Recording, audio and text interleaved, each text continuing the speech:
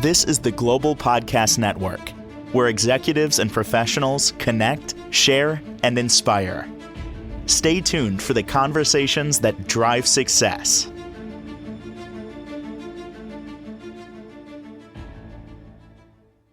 And welcome back, everyone. It's often been said that if you really want to live a fulfilling life, minimize your stress, get things done, all of that, just the way it should be, that you need balance in your life. How do we do that? How do we master the art of balance? What does that look like? Can it actually be done? I have some people in my circles that say there is no balance. There is illusion. It's an illusion that you can balance things out. Want to pick her brain on that and master this thing called balance, because I believe in it. If something is out of balance, especially in your body, you don't get enough sleep, but maybe you eat and hydrate, something's going to be off. Something's not going to be the way it should be. She's a transformational life coach and our professional of the year. So great to have Donna Day back with us. How are you doing today? I'm great. How are you? Eager to learn about this, because I really feel it's the secret of life. If you can master balance as best you can, is in your perspective, is balance real, or is it an illusion? Can we actually balance our lives? I mean, never anything's going to be just exactly perfect, but is it possible? Yes, but as we know, with scales and balance, you always, sometimes something may go up and something will go down. So it's not always going to be level. I feel a lot of people misinterpret balance as it always being, good or always being bad, but you kind of need a little bit of both to get that balance, So balance for me is like, or how I think of it, it's shapes how we experience life, it influences our relationships, our mindset, and how we respond to different challenges, and as we were talking about, finding the right balance between humility and confidence and kindness and assertiveness and gratitude and ambition can actually lift your energy and help you live more fully. So, balance, does matter more than ever. And life often, as I just said, pulls us in opposite directions. So we want to be humble and also respect that as we aim to be kind and kind of pull ourselves to, I guess, master that scale of, the balancing act in life. One word you use there, and it seems to crystallize the balancing act: being humble. Being humble. Yeah. Being down to earth, if you will, which to me means grounded. Being in a good place overall, because if you're not, the balance thing again is going to be off. If you ride in the heavy side of your ego, you're going to take over one side of the balance scale. I can handle that. I got that. Then the other side's going to tip over, and exactly, you'll have issues. And that kind of comes back to the gratitude aspect of it. We feel grateful for what we have, but everyone always still craves growth, So without the balance, the tension that you can feel from that can create confusion and frustration. And that's why a lot of people tend to give up or kind of like, go, oh, that's too much. I'll go this direction instead of that direction, or I'm comfortable right where I am. I don't really feel like stepping outside that. So they kind of create that false, as you were talking about, illusion. That's where the false illusion of balance is in that comfort zone. How do we do this? What's the starting point? How do we get in better balance? So some of the things that I always talk to my clients about is creating the inner harmony. And as you mentioned, stay grounded while you're reaching for your goals, build meaningful connections without losing your boundaries, recognize your worth without comparing or judging others, and work on healing from past wounds without carrying bitterness or them into the present moment. You got to remember, balance isn't perfection. It's more about embracing the complexity and living with intention. It's not perfect. And sometimes No. we need to realize that it's Yeah. never going to be perfect. Nothing in life is, but it's certainly on the Mm-mm. balance side of things. If you try to view it as being perfect, because it's a moving target, life is fluid. Things are always changing Yeah. minute by minute, and you kind of got to go with that change and Yeah. movement. You know? Exactly, where you can like acknowledge your strengths and weaknesses honestly, you know? For example, like if you excel at communication, but you struggle with time management, accept both without judgment, you know? And also, we've said this many times, celebrate your achievements quietly but proudly, but even the small wins, it doesn't have to be something grand, you know? And share your wins without boasting or downplaying them because even the smallest one is a huge step in the right direction. It's an action that you're taking to move that momentum where you want to go. Mm. And, you know, also ask for feedback and listen. So many people will take it as criticism instead of as, you know, knowledge that they can use to learn and grow from. And, you know, and also speak up when it matters. When you hold something in when it doesn't feel right, you know, that tends to fester in your body and your health. Well, there you go. Why, Donna? Why should we balance? Well, you just said it. It's if you're off balance, and I'm trying to look at this at all different ways, but if you're off balance in your life, eventually it's going to catch up to your health, either your mental or physical. And I think if it Exactly. catches up with the mental side of you, where you're kind of stressed out and things like that, it's gonna spill over to the physical health side of you eventually.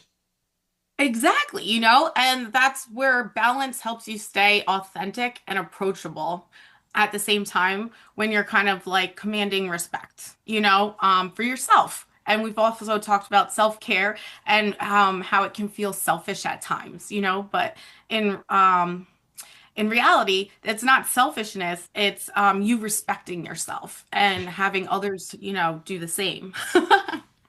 So, what are some practical tips that you can share to better balance our lives? Well, let's see. What when you use kindness with boundaries, you know, like we've discussed at some points, say no without guilt, you know, like you can Mm. decline requests politely, but firmly when, you know, they don't align with where you're at in life or your current priorities.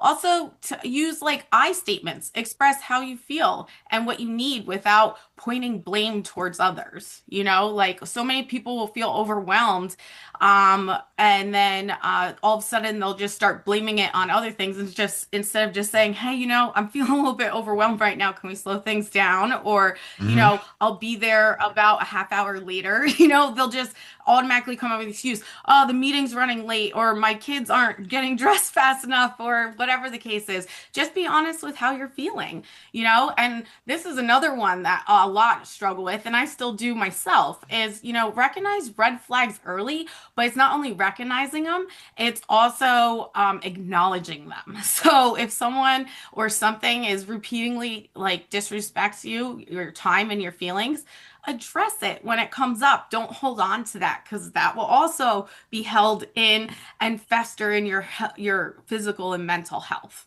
You Mm. know, and offer help selectively, you know, support others when you can. But at the same time, as we've said, don't sacrifice your own well-being to do so. So those are like some points, but there's so many that we I'll can go bet you. over. And you said the word kind. Be kind. Yeah. I'm hearing Hmm. a lot lately, and I'm going to use this as an example of kind. The difference between nice and kind. I often hear women don't want a man who's nice. They want a man who's kind because nice can often sound like a pushover. Oh, he's being nice. And I don't mean this just in the relationship. I mean this in broadly. I'm using that as an example where, well, Donna wants me to help her move, but I'm busy this weekend. I'll just be a nice guy and I'll help her do it. As opposed to, I can't do it this weekend. I already have plans. I want to be kind. So I'm going to change it up and say, I'm not able to do it. If you change your date, I would be able to next weekend. the difference between kind and nice. Nice is almost like you're just being a pushover. You're not really being true to yourself. Exactly. Kind is Hmm. just approaching it from a kind standpoint. But there's a difference between nice and kind. Exactly. I like you can even offer in that example, like, like, oh, I really today's not a good day for me, but I would be available this day, and that day. So you're still offering your time. Yep, And if it happens to work out, it's wonderful, but at the same time, you're not disrespecting your own well-being, that's it. So balancing the kindness while setting boundaries, it really does just build trust and respect in all your relationships. But so many Yes. people feel it's a negative thing and it's not. hmm I have this You thing, know? with people I'm close to, I do things with. I'm like, yeah, whatever you want to do. Yeah, no problem. If I don't want to do that or want to do something else, I will let you know. Could be even in a relationship. It's not that I'm a Yeah. pushover. I'm good with it. You want to go to this restaurant, you want to go to that one. Yeah, I'm fine. I'm good. But if I want to go to a certain place or I want to change it up, I'll let you know. It's the boundaries that you put out there. You know. Exactly, and then besides like, kindness and boundaries, another way to balance life is gratitude and ambition, wanting more without losing contentment, so gratitude grounds you in the present and reminds you of what you already have. And ambition, it pushes you to grow and improve. So holding both keeps you motivated without feeling restless or entitled, which is huge when you want to, reach those positive high vibrations and, attract all that abundance and those opportunities towards yourself, Mm. so it's important to nurture gratitude and ambition together, and we've talked about keeping a gratitude journal. It's a great way to just see the simple things in the day or in the month or year or whatever that have happened that you may have overlooked, but you're very grateful for. Also setting clear, meaningful goals, and avoid. And I think we did a podcast on this not too long ago. Avoid comparing yourself to others.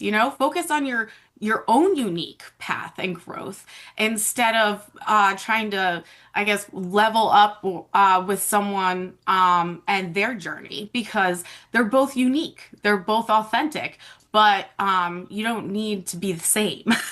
Embrace your uniqueness. In recent years, I totally understand what you're saying, and I will say, for me personally, that ship has sailed. It is like aligning with somebody else and their goals and trying to attach mine to it, and we do it together. But Mhm. it's like no, no, and I'm finding, and I love what I've learned based on what you're saying, that I stop those things way sooner now before they get out of control. I even started something recent with somebody Yeah. a couple of weeks ago. It was all good.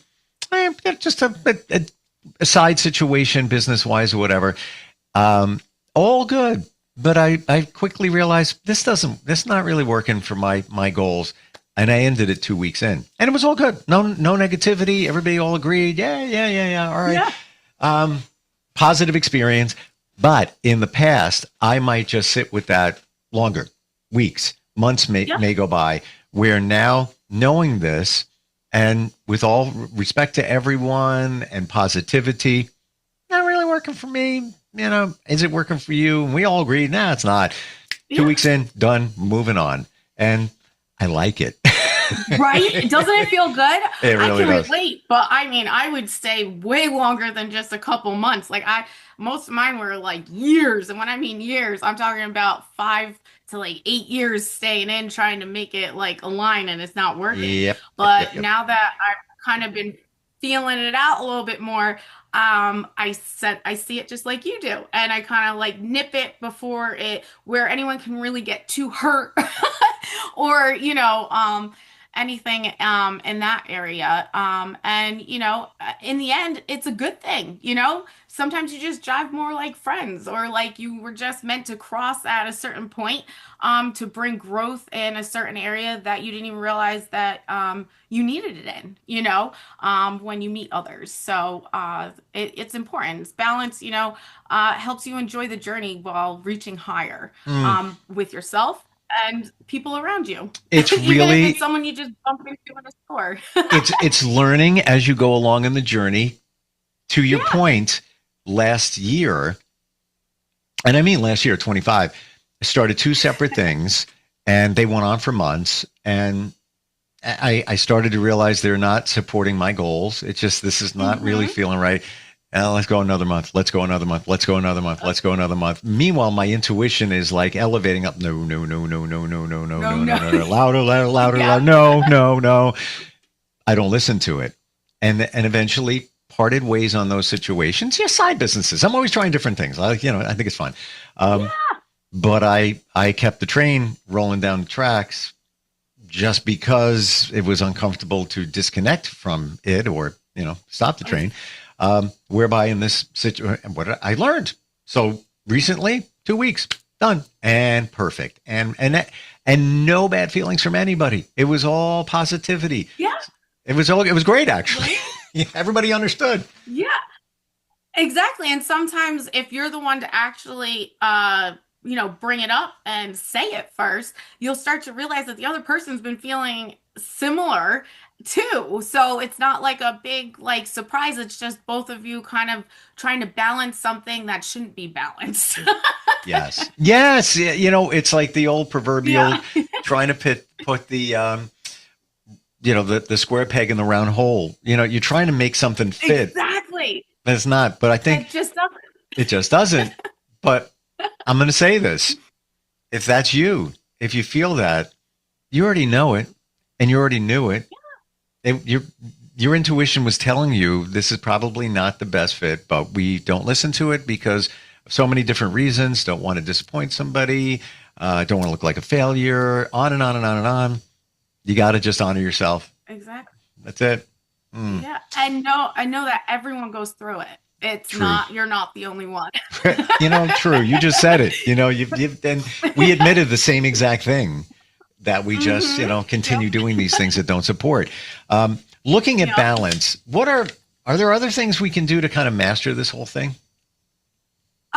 I mean, for me, I always think of balance as a practice. It's not a destination. So Mm, some different daily habits that I do, and I also, suggest for my clients to help maintain this harmony. Sometimes they'll do like a morning reflection, set an intention to embody humility and confidence and kindness and gratitude for that day. You know what I mean? Just kind of like bring it in as soon as I wake up in the morning. That helps also with like a meditation, or even just, not going right to your phone and grabbing like, a cup of tea or coffee and just kind of looking out the window. Like it doesn't have to be like where you're sitting there listening to meditation music or anything like that. hmm And also mindful pauses throughout the day, check in with yourself throughout the day to adjust your energy and responses. Journaling, that's another great way, but Yep. journaling doesn't always have to be writing. You can also, you can draw if you like to draw. You can Mm, like grab different things and kind of like collage too. Like journaling doesn't just have to be written, because some people aren't really a fan of writing. They're more of a visual. So try to think of it that way as well. And also have your gratitude moments, notice small blessings throughout your day and just be like, I'm really grateful for that, even if it's like the tiniest thing. And boundary check, like do a boundary check, review your commitments and say no mm, one's needed, like if your day is getting too busy and you have, let's say, five things to do or commitments with others after work or whatever the case is, maybe let them know, hey, I'm a little bit, things kind of got a little crazy today. Can we reschedule for later or tomorrow or something, so you're not putting so much pressure on yourself? mm. you know, and just these small actions they really build a strong foundation for a balanced living. It does. And get into the habit of things that support you. Like lately, I do journal. Yeah. Not a lot, Mhm. I'll just write a couple of things down. I should probably do a little bit more. I keep gratitude journal. I write in it every morning or try to. Lately, I bought better sheets and There you I go. take pride in making the bed first thing in the morning. And I bucket, I'm like, I wake up like, give me the bed. Like, do it, Yeah. do it. Because I've heard that it's a good way to start your day in a organized fashion. And there's a reason that they do it in the military. They make their bed first thing because there's discipline there. And I'm looking for that in my life too. So I try to stick to it. And I feel refreshed in doing that. I feel like and plus when you come home and you see that, freshly made bed, kind of feels good. Exactly. Yeah, like, and also create, like, whether it's your office or your bedroom, because like some people share a bedroom with their spouse or Sure. something like that. Create your own little like haven. Like when you go in, it like it makes you feel good. The Right. colors of the walls, the way it smells, the Truth. different thing, the pictures or art or whatever, and just have like one space that when you open that door, it's like, this feels nice. I'm glad you brought that up because those are the things that we don't realize that do make a difference in changing up your living space. I have hi-hats in my bedroom, and somebody said it was an interior designer, and they didn't even see the bedroom. They just threw it out there and said, Yeah. why don't you put some table lamps on your nightstands? And I'm like, So in the studio office here, I had some. They weren't being used, and they actually fit the bedroom.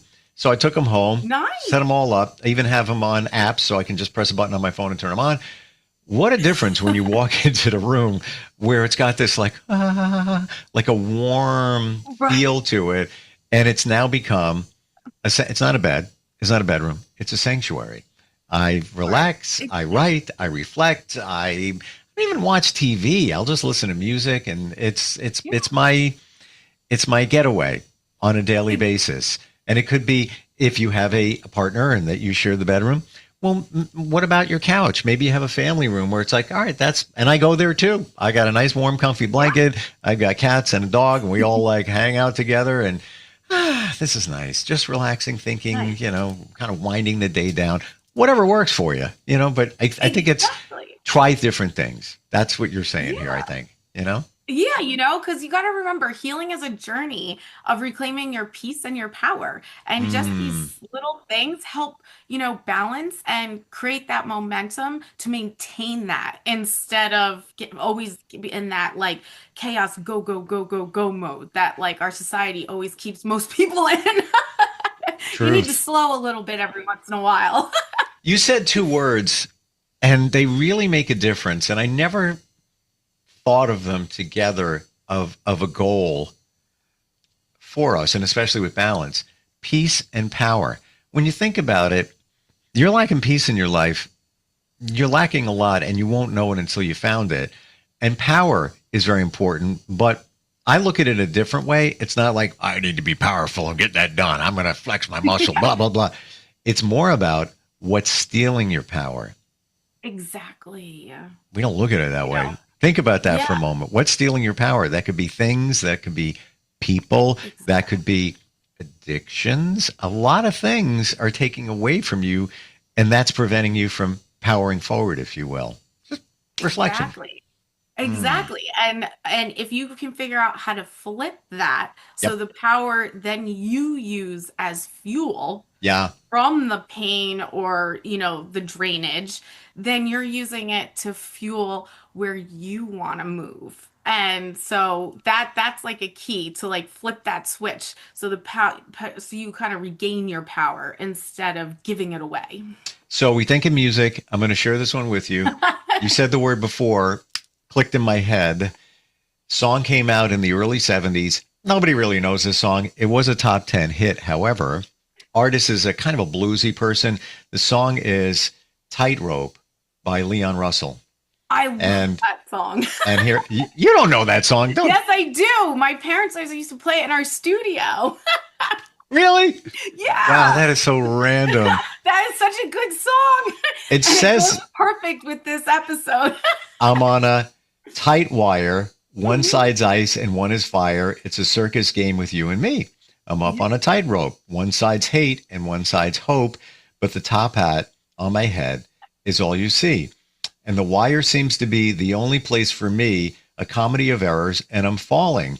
Like a rubber-necked giraffe, you look into my past. Well, maybe you're just too blind to see.